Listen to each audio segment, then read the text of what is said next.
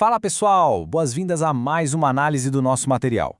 Hoje a gente vai bater um papo super direto sobre um assunto que tira o sono de muita gente, a preparação para provas e concursos.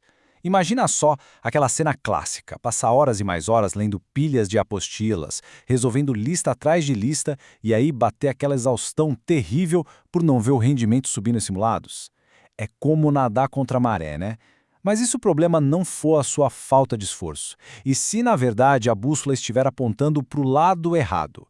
É exatamente isso que a gente vai desconstruir agora.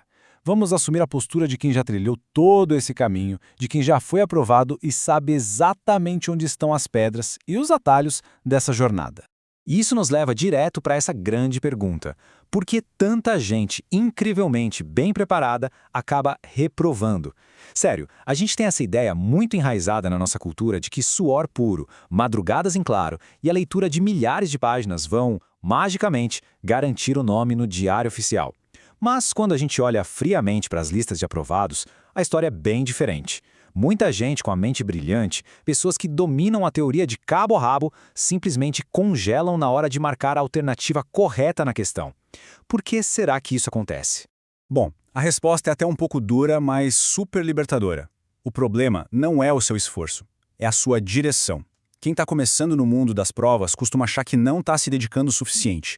Mas na maioria das vezes, a pessoa está gastando uma energia absurda, acelerando a 200 por hora, só que na contramão. Como o material que estamos analisando aponta com precisão cirúrgica, ter a direção certa é, literalmente, o que separa quem sempre bate na trave de quem finalmente conquista a vaga. Para você entender o peso e a importância dessa ideia de direção, dá uma olhada nesse histórico de aprovações aqui. A gente está falando de resultados concretos e bem variados. Tem conselho regional como o Cresce e CRN3, tem a área da saúde no SUS e vai até carreiras policiais super disputadas, como Polícia Militar, SAP e a Polícia Civil. E o grande destaque aqui, o que realmente chama a atenção, é a aprovação pela temida banca Sebrasp. Quem é da área já sabe, é aquela banca famosa por eliminar candidatos sem dó nem piedade. Conseguir passar em testes tão diferentes, com exigências intelectuais e até físicas tão distintas, definitivamente não é pouca coisa. E sabe o que o autor desse histórico fala? Ele diz assim: não foi uma vez, não foi sorte, foi padrão. Ou seja, essas vitórias seguidas em provas de níveis completamente diferentes não caíram do céu. Aconteceram por um motivo muito específico: a identificação de um padrão universal que as bancas usam. A grande sacada aqui é que o foco parou de ser aprender tudo do zero a cada novo edital publicado e passou a ser entender como o jogo das bancas examinadoras realmente funciona por trás dos panos. Então, vamos entrar na nossa primeira sessão, a ilusão do excesso de teoria. Como diz o subtítulo, a ideia é trabalhar com muito mais inteligência e menos esforço bruto.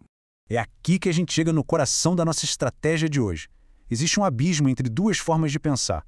De um lado, a mentalidade de quem está começando, aquele desespero constante para abraçar o mundo, estudar todo o conteúdo do edital e tentar saber mais do que todos os concorrentes juntos. Do outro lado, a postura de quem já passou. A pessoa foca em estudar a prova em si e tenta, simplesmente, errar menos. É uma virada de chave gigantesca. O seu objetivo no domingo da prova não é dar uma aula de mestrado profunda sobre os temas, tá? O seu objetivo é basicamente saber desviar das cascas de banana que o examinador jogou ali no meio do caminho. Isso constrói a base para uma constatação que pode até chocar quem passa, 12 horas por dia só grifando o PDF colorido. A verdade nua e crua é esta: a prova não quer saber o quanto se sabe, ela quer saber se quem está prestando o exame cai na armadilha. As bancas desenham as questões ativamente para induzir ao erro, e não só para testar conhecimento puro. É muito mais um teste psicológico, de resistência e de malícia, do que um teste para medir quem tem a memória mais enciclopédica. O que nos traz a nossa segunda parte, o padrão da banca examinadora e como a grande maioria acaba sendo eliminada. Olha só os grandes vilões silenciosos de qualquer concurso. A galera não perde pontos apenas porque faltou estudar aquele tópico obscuro do edital. As pessoas rodam porque caem nestas armadilhas clássicas. É deixar passar um detalhe minúsculo na pressa ou no cansaço da terceira hora de prova. É uma falha boba de interpretação de texto, de não entender o que o comando da questão está exigindo. Ou o pior de todos os cenários: ser engolido por uma única palavra maliciosamente trocada no meio da frase. Sabe quando a lei diz preferencialmente e a banca coloca exclusivamente? Pois é. Perceba bem, esses erros acontecem por falta de uma atenção estratégica e não necessariamente por falta de leitura. E como a gente foge disso? Vamos para a nossa terceira sessão: 3 passos contra armadilhas, fazendo a transição essencial da simples leitura para a análise profunda. Se o objetivo é parar de cair nessas pegadinhas, é preciso transformar esses 3 passos num verdadeiro mantra nos estudos. Passo 1. Você precisa mapear as suas próprias fraquezas. Qual é o tipo de erro que mais se repete nos seus exercícios em casa? É desatenção? Passo 2. Mapear o inimigo. Qual é a pegadinha clássica daquela banca específica que vive derrubando a concorrência? E o passo 3, que exige treino implacável. Treinar os olhos para identificar afirmações muito bem construídas, com gramática perfeita, que parecem totalmente certas, mas que escondem uma inverdade no finalzinho. Dominar esses 3 passos funciona para qualquer matéria, porque você começa a ler a prova com a cabeça de quem elaborou a questão. Agora vamos para a parte prática. Seção 4. Roteiro prático de resolução de questões. É aqui que a gente organiza o seu treino diário. Para colocar isso no seu dia a dia, a nossa fonte sugere um ciclo de evolução de 4 fases. A recomendação é clara: esquece aquele negócio de fazer 300 questões no modo automático só para bater meta, tá? O roteiro funciona assim.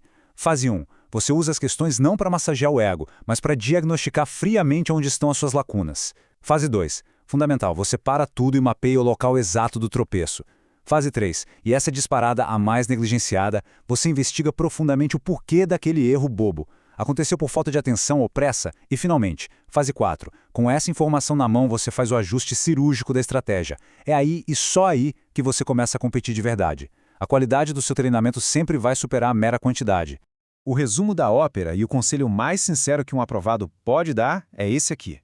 Pare de tentar estudar mais, quando o objetivo, na verdade, deveria ser pensar melhor. Encurtar a longa estrada até a nomeação significa focar no que realmente muda sua pontuação final. Refinar o seu raciocínio estratégico e entender como a banca pensa resolve muito mais questão na hora da pressão do que simplesmente ter virado a noite lendo um capítulo a mais de véspera. Chegamos então à nossa última sessão. Direção vence esforço. Vamos conferir os próximos passos para quem leva a preparação a sério. Para materializar tudo isso que conversamos, o autor do material cita o desenvolvimento de um acompanhamento bem interessante. Uma mentoria personalizada, operada de forma super ágil pelo WhatsApp. A ideia é justamente fazer esse ajuste cirúrgico. O processo envolve um acompanhamento de perto, analisando friamente o nível atual de proficiência. A partir disso, o foco passa a ser encontrar aqueles erros específicos que não param de se repetir para criar um plano de ação totalmente individual. É colocar a teoria de trabalhar com inteligência para rodar na prática, focada de verdade nos obstáculos de cada pessoa. Mas claro, tem um detalhe super importante que vem direto da fonte original. Esse modelo de acompanhamento possui vagas restritas, não dá para abrir indiscriminadamente. E a justificativa faz total sentido. Para entregar uma análise de alto nível e conseguir mapear as armadilhas de cada um com foco total, é preciso limitar o volume de atendimentos respeitando a agenda. O objetivo primário é manter o padrão de excelência e, de fato, resolver os gargalos de preparação de quem participa. E para amarrar o nosso papo, eu deixo essa provocação no ar. A jornada de estudos não precisa ser sinônimo de sofrimento sem fim e falta de resultados. Diante de tudo que a gente analisou hoje, a escolha está na mesa. Seguir pelo caminho comum, exaustivo e automático da grande maioria, ou adotar uma mentalidade estratégica e começar a pensar com a cabeça de quem já foi aprovado e entende os padrões da banca. O sucesso, no final das contas, parece depender muito mais de saber jogar com o regulamento debaixo do braço do que de força bruta. Fica a reflexão.